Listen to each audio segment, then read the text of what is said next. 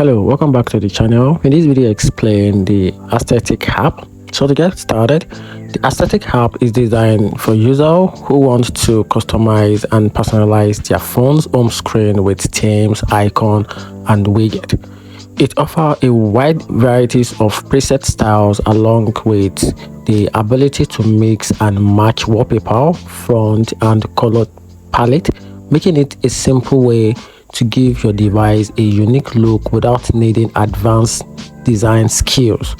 For those who love creative expression, it's an easy and fun tool to refresh your phone vibe.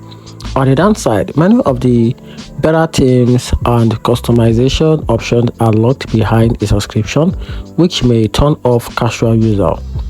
Some reviews also mention occasional glitches with icon not applying correctly on widget failing to update.